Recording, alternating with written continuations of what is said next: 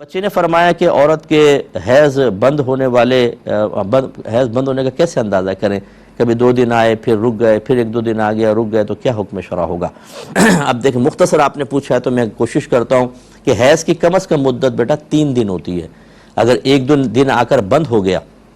اور اگلے 15ویں روز تک نہیں آیا تو بس یہ استحاضہ کہلاتا ہے، بیماری کا خون۔ ہاں، اگر 15 روز کے اندر دوبارہ آ گیا تو پھر یہ بیچ میں حیض بنے گا، ٹھیک ہے؟ تو یہ عمومی طور پر ایسے ہوتا ہے کہ 1-2 دن آیا پھر بالکل ہی بند ہو گیا تو پھر یہ استحاضہ ہے، لیکن اگر 3 دن تک لگاتار آیا تو یہ حیض ہوتا ہے۔ اس کے بعد مثال کے طور پہ 1-2 دن اور آیا پھر بند ہو گیا تو یقینی سی بات ہے کہ اگر آپ کی عادت یہی ہے، لیکن جیسے آپ نے لکھا کبھی آتا ہے کبھی اس طرح، تو آپ نے دیکھا کہ پورا دن نکال دیا، حیض نہیں آیا تو آپ غسل کر کے نماز شروع کر دیں گی،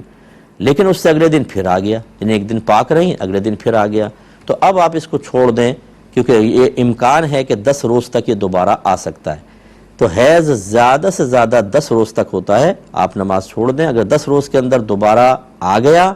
تو سمجھ لیں سارے حیض کے کنفرم ہو گئے، اگر نہیں آیا فرض کر لیں اور 10 روز کراس ہو گیا ہے تو پھر بس سمجھ لیں کہ وہ جتنے دن حیض آیا تھا وہ حیض کے ہیں، اور باقی آپ کے پاکی کے ایام تھے، لیکن آپ نے احتیاط کی وجہ سے نماز چھوڑی تھی، تو وہ جو باقی کے ایام ہوں گے ان کی نماز قضا کریں گے آپ، اور گناہگار نہیں ہوں گے، اور باقی جو حیض کے ایام تھے ان میں نمازیں وغیرہ معاف ہوں گے۔ اب آپ اس کلپ کو میرا یوٹیوب پہ 2-3 دفعہ سن لیں، ہو سکتا ہے کہ ساری سچویشن سمجھ میں نہ آئے۔ میں نے آپ کو جیسے بتایا اس کے مسائل بہت طویل ہوتے ہیں، اس کی مختلف سچویشن ہوتی ہیں۔ آپ